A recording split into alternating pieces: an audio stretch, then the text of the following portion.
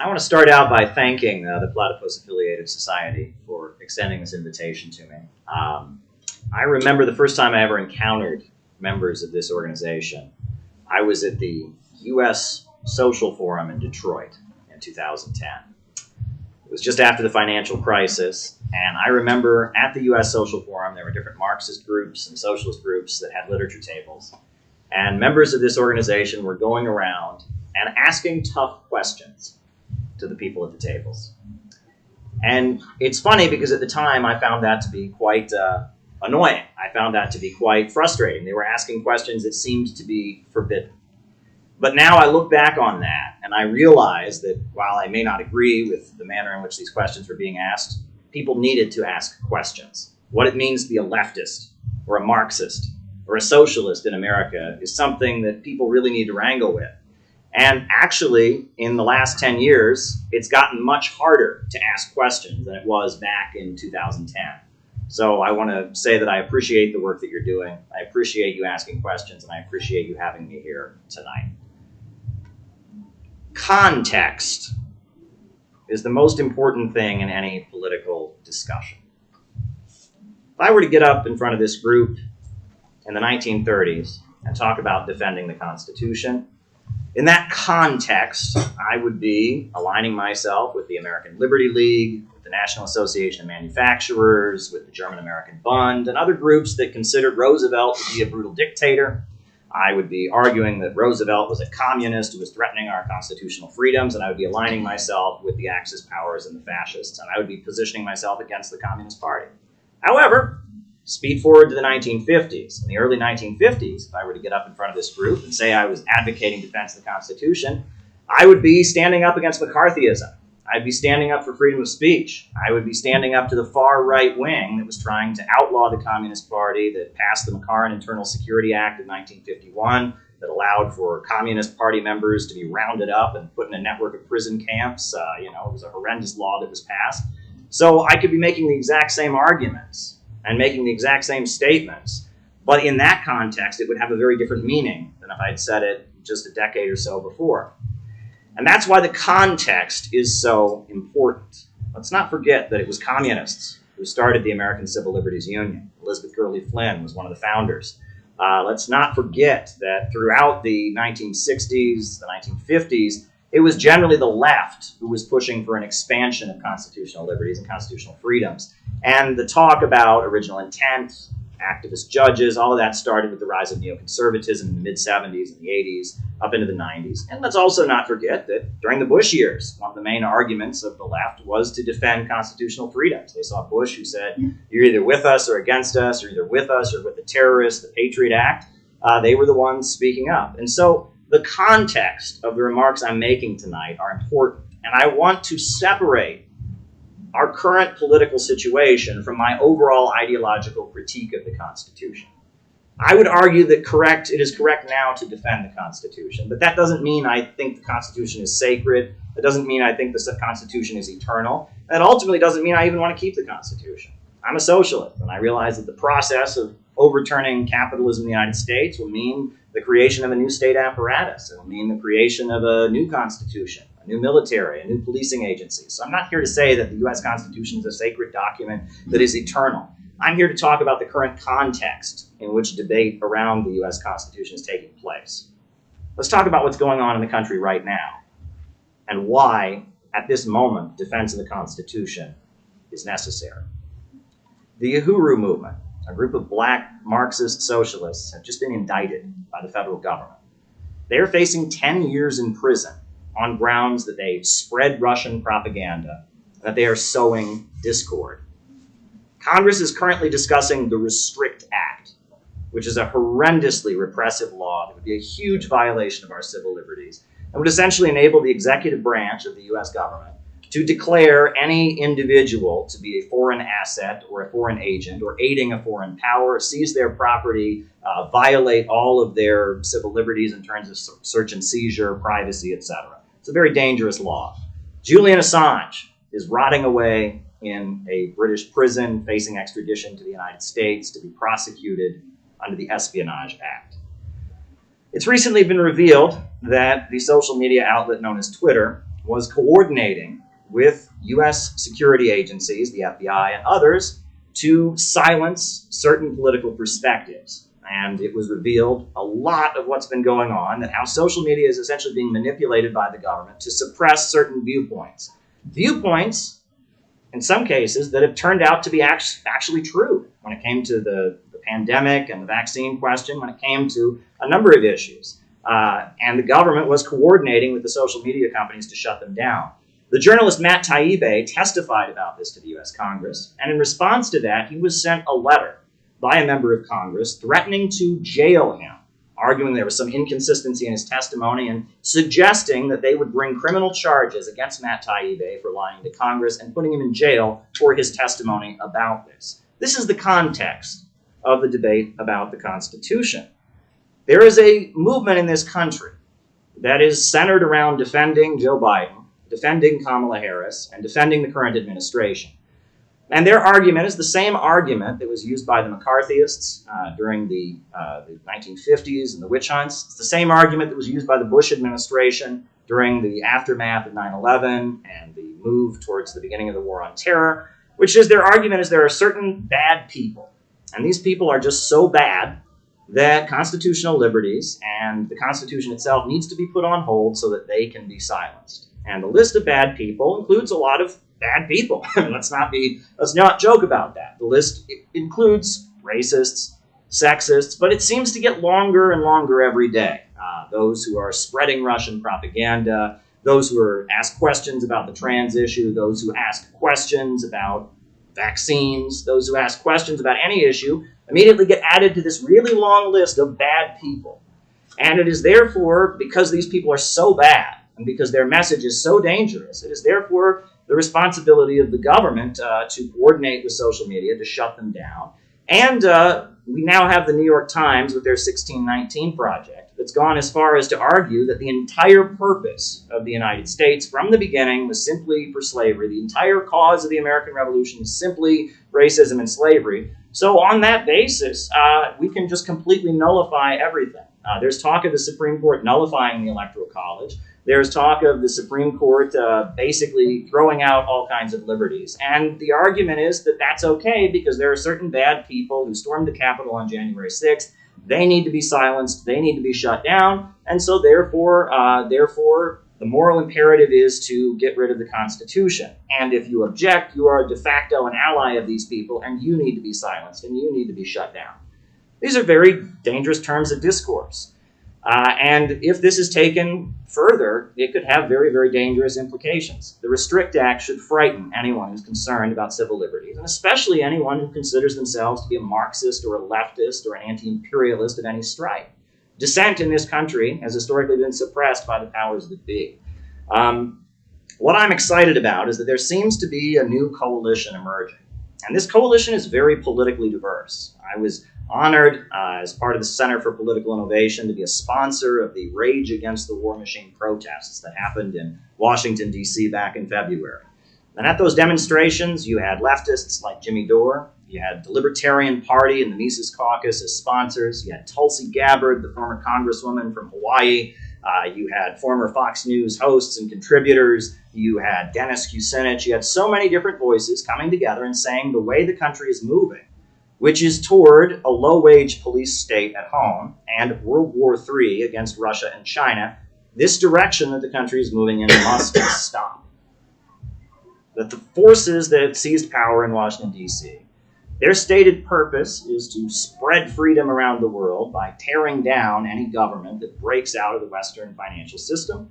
And their stated purpose is also to reduce consumption, to reduce the population, and in the name of climate change, essentially lock down society, make everyone poorer.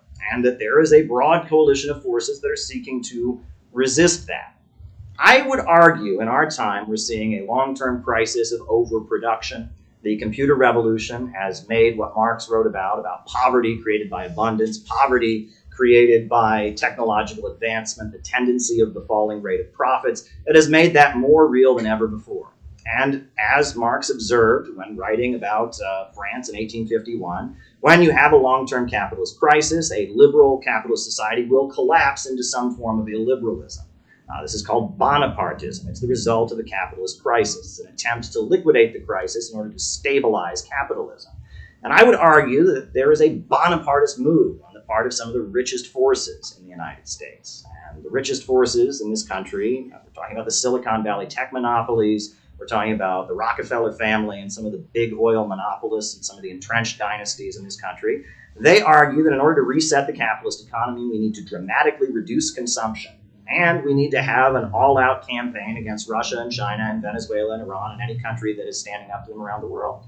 And they are ready to move ahead with it. Whereas the lower levels of capital, they have a different perspective. And for their own selfish reasons, they don't want to go along with it. It would be at their economic expense. And so they are resisting it. And this creates the opportunity for a kind of new popular front, a new coalition to be formed against degrowth, against the low-wage police state, against the attacks on our civil liberties, and against the danger of World War III. And part of that would be a defense of the Constitution at this time. But let me add that I would say we're essentially arguing that you should defend the Constitution so we can change it. I would like to see a constitutional amendment that would guarantee the right to jobs, healthcare, education, the economic Bill of Rights that Roosevelt spoke about. I'd like to see that added to the Constitution. I'd like to see added to the Constitution public ownership of banking, so that banking could be done in the overall interest of the public, not in the interest of big finance and corporations. I would like to see added to the U.S. Constitution public ownership of our natural resources and making sure that our economy was organized to serve the people, making sure that the natural wealth of this country was used in the interest of the population overall.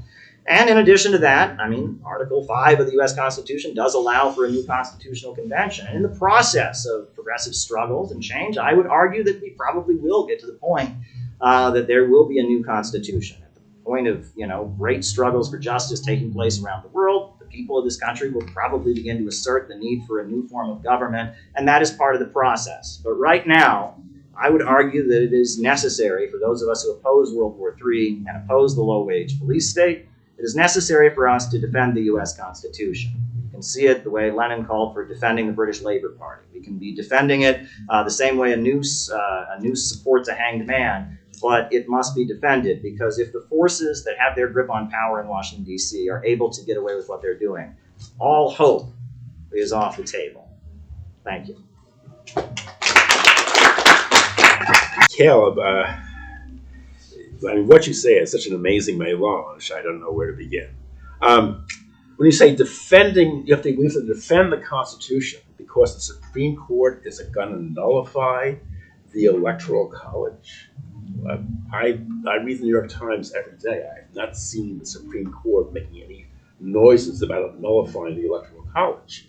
There's no conceivable constitutional and legal basis for the Supreme Court to nullify the Electoral College. You said that you somehow want to defend against these various bad things that are happening to groups like the Uhuru movement. And by the way, I agree with you that the prosecution is absolutely outrageous. But how do you use the Constitution, a completely incoherent document, studded with anti-democratic features like the Electoral College, like the Senate, like a gerrymandered House, like states' rights, so on and so forth? How do you use that to somehow defend these members of the Uhuru movement? If they are prosecuted, they will be prosecuted according to the letter of the law, I'm quite sure, in a way which the judiciary will decide is consistent with the Constitution. So how can you use this anti-democratic document to defend against an anti-democratic action? The Rage Against the War Machine rally, this was one of the most foolish events in recent history in which certain leftists paraded critics of the war in Ukraine before a speakers list dominated by fascists and semi-fascists, essentially putting the best face possible on these neo-Nazis and militias and Second Amendment fans. This was a complete travesty, and anybody who was involved in this rally, what a confession of political poverty. And you talk about the threat of Bonapartism. Well, we all know where the chief threat of Bonapartism comes from. It comes from Donald Trump. It doesn't come from the ACLU. It doesn't come from Tony Fauci. It comes from Donald Trump. Now, you can't defend against Donald Trump with the Constitution because Donald Trump, was the one who's repelled into the White House by the Electoral College, which apparently you want to defend against the ravages of the Supreme Court. I really have no idea what that even means. But we all know that Donald Trump is the candidate who is heading in a Bonapartist direction. And you have actually had to say it, had some rather forgiving things to say about Donald Trump, if I am correct. You want to bring back the Popular Front. The Popular Front was a travesty. The Popular Front was what saw liberals making excuses for the Moscow show trials, and the terror, the nightmare that was descending upon Moscow. We saw good liberals, speaking, trying to defend Stalin's crimes, and somehow saying, and attacking those few brave souls who dared to speak out against the Stalinist terror, in the name of anti-fascism. In other words, you couldn't oppose Hitler if you opposed Hitler, you had to defend Stalin in the Moscow show trials. I mean, it was a completely nightmarish period, and you want to bring it back. That's just great. And you talk about, somehow you think that what we're seeing now is an intra-capitalist clash, where you have one monopolistic layer of the bourgeoisie arrayed against lesser capitalists. And that's the intra-bourgeois conflict that you think is such a great opening. I mean, we've seen a maddened petty bourgeoisie before in history. Could you please wrap Yes, and it's a decidedly unfruitful path to go down. Okay. Well, I think it's good that you brought up the 1930s and the Popular Front. Because if you look at that period in Western politics, with the rise of Hitler, with the Soviet Union very strong, one trend that you'll notice is that all major ideological groups seemed to divide during that period. For example, here in New York City, if one was an advocate for the rights of African Americans, one wanted to have a religious or political movement for the rights of African Americans, one organization one could join was the Nation of Islam. Now, the Nation of Islam was very critical of Roosevelt. The Nation of Islam didn't feel that Japan was someone that black people should fight against, and they positioned themselves against Roosevelt, against the Soviet Union. And then you saw the rise of Father Divine in Harlem. Father Divine was an African-American minister, very religious, dedicated to the liberation of black people, but he liked the Soviet Union. He hung out with Earl Browder, and he also he liked Roosevelt. And that the black liberation movement divided over the question of what side you were on. In Britain, you had Oswald Mosley, who was the leader of the British Union of Fascists, and he was an admirer of Hitler. He was very opposed to Britain, opposed to the Soviet Union, opposed to communists. He built this conservative movement of young men that were, living together and exercising together and being ultra-masculine. And so you saw then the rise of the Oxford Group. And U.S. Pastor Frank Buckman started the Oxford Group. And it was a group of very conservative, very religious young men who exercised together and were ultra-patriotic, but they supported the British. And in the United States, if you were a fan of Roosevelt, if you were a fan of the Soviet Union, you could join the Communist Party if you were interested in Marxism. And if you were a critic of Roosevelt and you also felt that World War II was not justified and that you wanted to form a union to disrupt the war effort, you could join the Trotskyites. The same ideology, Marxism, was split to serve different purposes, just like black liberation was split, just like conservative ultra-masculinity was split in Britain. That's what we're seeing in the United States right now. Every movement, some libertarians are big supporters of isolating China, big supporters of the crackdown on social media, and some libertarians, like the Mises Caucus, oppose it. Some Republicans are big supporters of the war in Ukraine and sending weapons and think Julian Assange is a traitor to the country who needs to rot away in prison. And some Republicans are supporting him. And And on every issue, and we see this in the left as well. I went to the May 1st demonstrations. I went to 3 of them yesterday. I went to the one just out there on Washington Square Park. I didn't see a single anti-war sign. I didn't see a single sign supporting the Uhuru movement. I didn't see a single sign, condemning the call for World War III. And that this is happening on the so-called left. And increasingly, the division is not about what ideology you profess. The division is very much about where you stand on the real issues that I would argue represent a real divide in the ruling class of the United States and the forces around the world that are contending for power. I don't have as much time here to get to many different things here, but I want to just say this.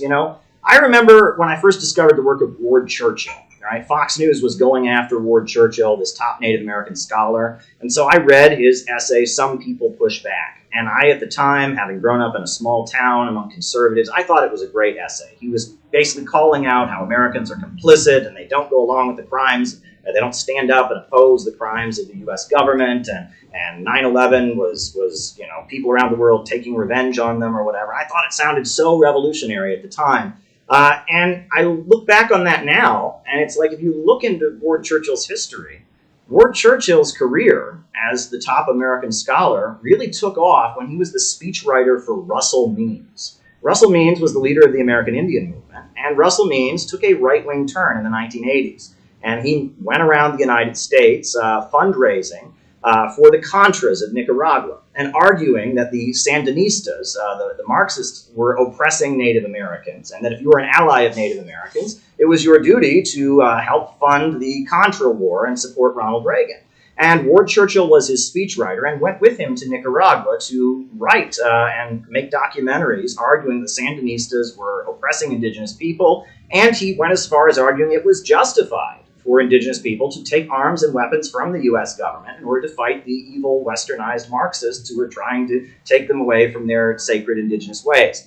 And Ward Churchill's argument that he got so attacked for by Fox News, arguing that average Americans are no good and complicit in the crimes of the empire, it seemed ultra-revolutionary at the time. But if you really look at it, if you think about it from the perspective of kind of what Erin raised in her remarks about how essentially we have a situation here where they're trying to drive down living standards and the bulk of the population are viewed as an obstacle to doing so, you can see how arguments that average Americans are no good, that average Americans are the enemy, these things that have become really central in the teachings of the new left in so many ways, anti-populism. If you look at Noel Ignatin, if you listen to the 1619 Project, the idea that average Americans are no good, the average Americans are the enemy, is a very useful thing for our elite to push. It's very useful for them as they look to drive down living standards, as they look to push us into an unpopular confrontation. Anti-war sentiment is higher than it's ever been, but we are being told that it is our moral responsibility to support escalating against Russia and China. And that, so much on the left, we think that attacking the Constitution, burning the U.S. flag, these kinds of things, we think that this is so revolutionary. It feels so revolutionary. But in essence, it's serving the interests of the elite that are trying to disempower average Americans. It's interesting. You quoted Trotsky's essay about should America go communist. I actually quote that in my new book as well. It's actually, as I'm a critic of Trotskyism, not a big fan of Trotsky, but of all of Trotsky's works, it's probably the best I would recommend. And in that essay, he talks about how, just as somebody who was part of the Russian Revolution, socialism, when it comes to the United States, is going to be stamped by some American characteristics. It's going to be taking hold and putting a revolutionary spin on trends and feelings that are deeply embedded within U.S. culture. It's going to be giving a voice to aspects of the American people that are deeply embedded, that are at odds with the liberal order. And that it looks like, especially since the 1960s and the rise of the New Left, the attitude has been, well, let's just try to condemn the American people. Let's show that we're the good Americans. Let's offer our condemnation. Let's be glue in the keyhole. The rest of the people around are good sheep. They're good Germans, but we are moralistically pure, and we're going to prove to the world that we're right. This is anti-populism. But if you're actually serious about thinking about how we could get a socialist society out of Western capitalism, you're actually thinking about how the crisis we're currently facing could lead to something better.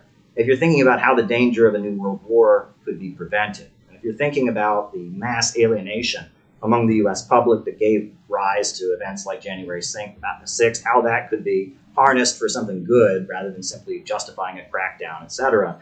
You need to be thinking about how we can tap into the feelings that are there among the American people and channel it in a good, anti-imperialist, progressive, optimistic direction. Thank you. As far as Bonapartism, my understanding of Bonapartism is that it's a process. As capitalism enters a state of decay, the capitalists begin to fight with each other and battle each other for control of the state. One faction in the ruling class tries to seize control of the state and utilize the state in order to stabilize the economy and hold off the effects of the capitalist crisis.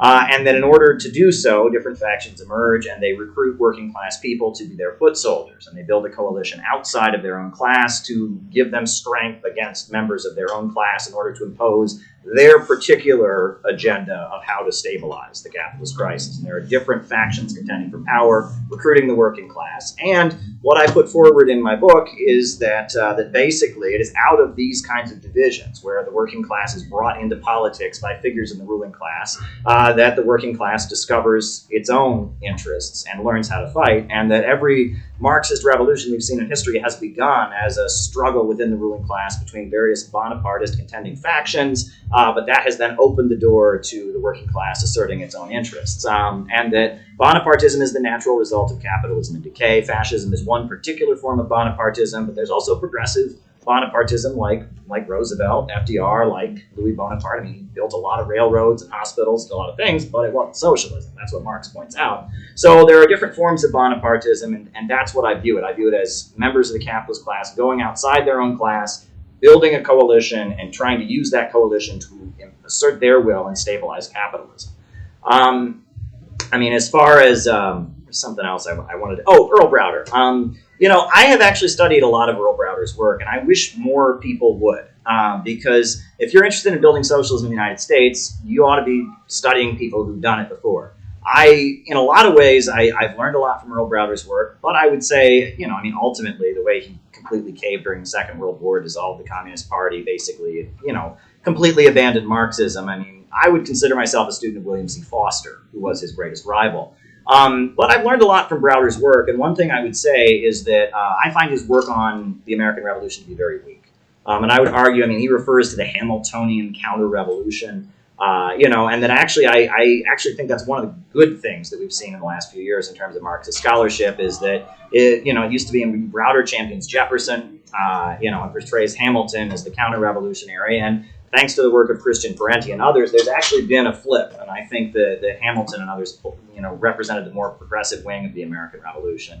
But ultimately, I do consider the tradition that I come out of to be, from the tradition of William C. Foster and the Communist Party before it was basically destroyed at its 1957 convention, inheritor of the new communist movement of the 1970s, and largely what I'm trying to do with Center for Political Innovation is kind of get out of the movement and get to the masses and kind of reinforce this understanding that this counterculture left that originated as an attempt to distort Marxism during the Cold War with the Congress for Cultural Freedom program and other things, and then became a vehicle during the 1970s and 80s and 90s for carrying out color revolutions around the world, destabilizing anti-imperialist governments, has now been brought home. The color revolution apparatus has been brought home. And it is now trying to impose some kind of very dangerous and fascistic Bonapartist regime on the United States to stabilize capitalism in crisis. And while many of the people who are opposed to it call themselves libertarians or conservatives or whatnot, that should be the main focus, is defeating that particular woke fascism that is trying to impose itself on the United States at this time. And that's how I see things. Also, I do agree with Dan to some extent. The Constitution isn't magic. All right, the Constitution isn't like this sacred, holy document that if we change it, oh my God, this is our. We get it, right? But at the same time, I think, in some of Dan's remarks, he said that he didn't see a division within the ruling class, and he saw the Bonapartism coming from Trump. Trump is down for the count. Those folks are bleeding out right now. Those folks are, in terms of the security state and the apparatus of government and the media. Tucker Carlson just got removed from Fox News, and it's like we're at the point that most of the Republican camp is against him, and that yes, he's clinging to the grievances of a very large section of the U.S. population that is alienated from U.S. society. But in terms of within the government apparatus and within the policing agencies and even within the Pentagon, he's quite weak. who was aligned with Trump. I mean, look at the people that were aligned with him. They were capitalists, but they weren't part of the club. You know, I mean, Betsy DeVos is a great example. Billionaire, yeah. Where does their money come from? It comes from Amway, from the Tupperware, multi-level marketing scam. And her brother is Eric Prince of Blackwater, the military contracting company. You know, who was a company that was a big supporter of Donald Trump's? Hobby Lobby. I mean, you think Hobby Lobby is that who's controlling our government right now? For example, the Koch brothers, right? You know, Rachel Maddow would rant against the Koch brothers night after night after night. Well, the Koch brothers and the fracking companies are quite weak compared to the big four super major oil companies, ExxonMobil, BP, Shell, and Chevron. And that Trump, to some degree or other, represented the lower level capitalists who saw Obama as cutting into their interests and trying to stabilize the U.S. economy in the aftermath of the financial crisis and imposing regulations that would benefit the ultra monopolies and crush them. And that while Trump's rhetoric certainly appealed to anti-immigrant bigotries and many things that were reprehensible, at the end of the day, Trump's presidency was largely defensive.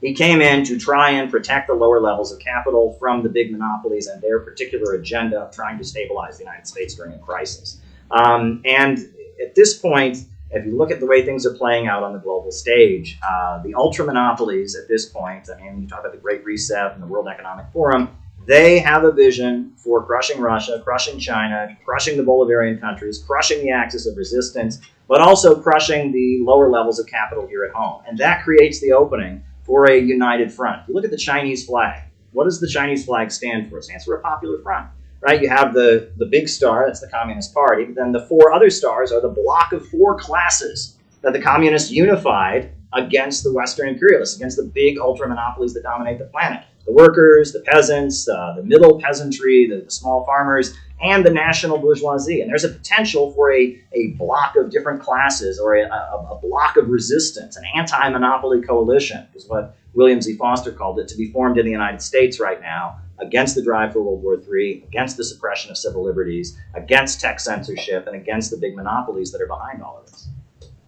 You know, the debate around gun control in leftist circles is a bit outdated because, you know, in the 1930s, you had fascist groups that were going around shooting down workers on the picket line. The question was, do we call for the government to protect the striking workers, or do we form our own workers' militia? And in the 1960s, Black people were defending themselves against the police and, et cetera. And it was, do we call for gun control or do we allow people to defend themselves? The mass shootings of today are not fascist militias. The mass shootings of today are not the context of the 1960s. And, I really empathize with parents who are afraid that they're going to get the call that their child came home from school dead, right? And so I don't want to go around screaming from the heavens about the workers' right to own guns and et cetera. But at the same time, this notion that the capitalist state is going to keep everyone safe is quite an illusion. This notion that somehow, this notion that somehow, gun ownership is racist or defending the Second Amendment is the equivalent of defending hate crimes. That's ridiculous. And that ultimately, in a lot of parts of the United States, gun ownership is just a really big part of life. And many Americans do see it as a very big attack on their freedoms, and they don't trust the government. And while I'm not going to scream from the heavens, and I'm certainly not going to try and frame it as the 1930s debate or the 1960s debate, I'm not excited about revoking the Second Amendment at all. I'd like to say that I think the Popular Front, as critical, and there's room for criticism of it, absolutely, but it was the period in American history where Marxism and communism had the greatest influence. And it's also the period of the greatest victories for our working class. And that, yes, it was an alliance, because there was a Bonapartist struggle in the ruling class, an alliance with the Roosevelt coalition against the National Association of Manufacturers, against the allies of the Axis powers. And it was an alliance with forces that were progressive, but what it meant to be progressive was very different back then than it is now. For example, Roosevelt was all about growth. He was building highways, he was building bridges, he was electrifying parts of this country. The progressive movement now thinks that growth is bad, and they say so, and they're pushing degrowth in the name of Marxism as hard as they possibly can. Another great thing about the Popular Front was it was a very, very anti-racist movement. And the CIO, when it expanded as a union, it was multiracial. And it said to white workers, racism hurts you. By having a whites-only union, that enables a situation when there's a strike that the black people are used as scab labor. But if you open up your union and make it multiracial and make the demands of your strike that black people be able to work in the factory alongside you, by raising up the conditions and the demands of the oppressed, you can open up victories for the entire working class. And that was the perspective that was put forward. And now, if you listen to voices that claim to speak in the name of anti-racism, their message is that racism benefits white workers. They should just feel guilty and ashamed of it. It's a very different kind of message. And that what it meant to be a progressive back then, what it means to be a progressive now are contrary things, right? Aligning with Roosevelt was not the equivalent of aligning with Joe Biden. That's just not the situation. I mean, aligning with Roosevelt would be the equivalent of aligning with like a Trump or a figure who's vehemently fighting against the majority of his own class in order to hold on to power. Or a Bernie Sanders. Yes, I mean, he was fighting against the majority of the capitalist class in order to hold on to power. Whereas Biden represents the majority of the capitalist class trying to stabilize the system and drive down living conditions and marches into World War III. So these are completely different things, but. There's so much. There's piles of literature written about, the Communist Party during the Popular Front, they sold out this question, they sold out that question. Let's get a look at the bigger picture. Has there ever been a moment in American history where communism and Marxism was so influential? Has there ever been a president other than Roosevelt who was so friendly to the Soviet Union, so friendly to Marxists and trade unionists? I mean, that was a moment that there's way more we can learn from in terms of achievements from that period than there is we can learn from in terms of failures. Not that there weren't big mistakes that were made, especially when the war broke out. The Communist Party really took their Stalin tax. Well, a big mistake. It was. I mean, Trotsky supported it. I mean, he said they had the right to do it. He didn't support the grounds on which they promoted it. He said they had the right to do it. And he said he would have called for it earlier. He didn't support it. He said they would have called for it even earlier, actually. And the Pact of '39, in a lot of ways, enabled the Soviet Union to eventually win the war and buy time. So there you go. The first question that was directed toward me about the Communist Party dissolving the broader socialist movement. If you read, there's a very good pamphlet by William Z. Foster published during the height of the Popular Front called The Crisis in the Socialist Party. And it really showed that if you were serious about socialism in America, serious about the labor movement and all of that, you found a way to be aligned with the Roosevelt administration or friendly to the Communist Party. And the forces within the broader socialist movement who remained in the Socialist Party or grouped with the Trotskyites, were largely intellectuals who had no interest in that to begin with. And that largely, I mean, when events take place in the country, when there's a real polarization like there was around Roosevelt's leadership, that forces people to choose sides. And I don't think it was a question of the Communist Party dissolving the broader socialist movement. It was that the broader socialist movement found a way to work with Roosevelt and the Communist Party, or found a way to isolate itself and become kind of an intellectual grouping, a lot of which ended up becoming neoconservatives after the Second World War. The second question that was directed toward me was about a peaceful transition. Would that be possible with the repressive laws? We should expect these repressive laws to be used against like they are right now with the Uhuru movement. And it is our duty to, and that's what this is all about, defend the Constitution against these kind of measures and expect that they will use these measures to suppress us. And if U.S. capitalism were to collapse into full-blown fascism, at that point, the tactical question would be completely different. I mean, at that point, if people did not have the right to peacefully organize, people did not have the right to mobilize and participate in the democratic process, at that point, yeah, if our ability to hold events like this were taken away, and if people's rights to assert themselves politically and democratically were taken away, then obviously the tactics would have to change. But in the context of U.S. society being open at this time, which it is, it should be our duty to try and keep it open and to try and pursue and popularize a peaceful road to socialism. And the question about, is it a tactical question? Yes, it is a tactical question, and it's a matter of emphasis. There are many different things in the Constitution. For example, states' rights. Historically, states' rights has been used for what? Racism, right? So if I'm going around talking about states' rights nowadays, that would, clearly not indicate, good things on my part. However, before the U.S. Civil War, they were talking about states' rights to nullification, and states' rights to not cooperate with the fugitive slave law, and that that these debates take on a different connotation in different contexts and different times. And that's what's really important about being a Marxist, is we realize that there is no like sacred eternality to these questions. We view it from a class perspective, we view it from an anti-imperialist perspective, and it must be decided in the proper context. And that is, increasingly I see a lot of people falling into this ideological trap of just, seeing everything in terms of macro ideology and not understanding the actual context. And so that's how I'd like to frame things. And I guess since this is just closing remarks, I will say this, which is that, the Second International was a huge organization throughout Europe. There were Marxist parties and Marxist trade unions and Marxist members of parliament. And Marxism was really, really big and huge all throughout Europe. But then World War I broke out, and all those parties proved they were not revolutionary, and they marched workers off to war. And there was a lot of criticism made of the Second International. And generally, Marxists study Lenin's critique of the Second International, and how Lenin said, look, these parties have abandoned their principles. They represent the temporary privileges of certain stratas of the working class. But in my new book, I talk about George Sorel. And George Sorel is a thinker who was critical of the Second International. He came out of the revisionist wing of Marxism. But he critiqued the Second International not in the way that Lenin critiqued it, but on more of a propaganda and psychological level. And he basically argued that part of the decline of the Second International was that it had lost some degree or other of its spiritual power.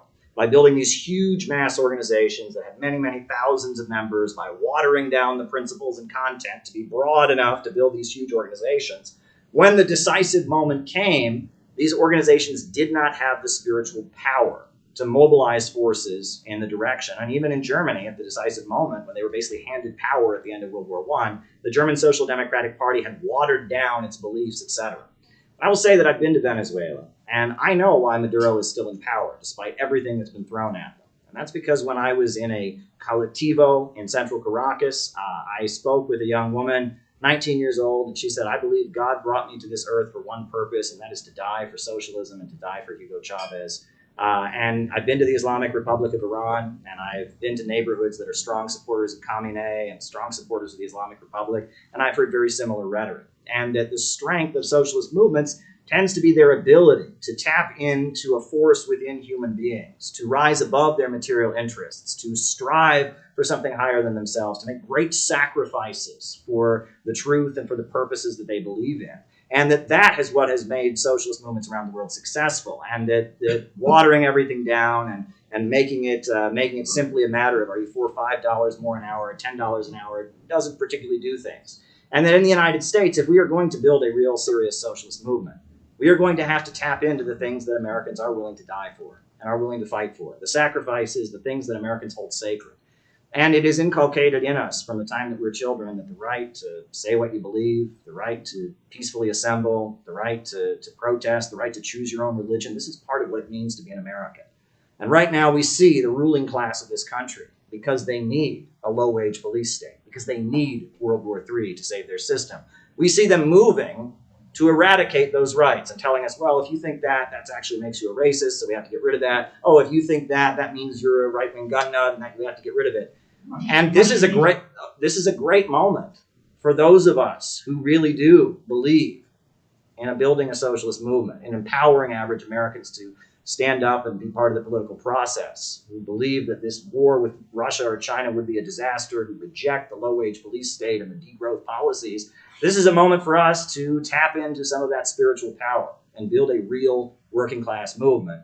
But doing so means we have to break with the George Soros color revolution apparatus, and it calls itself socialism. So there you go.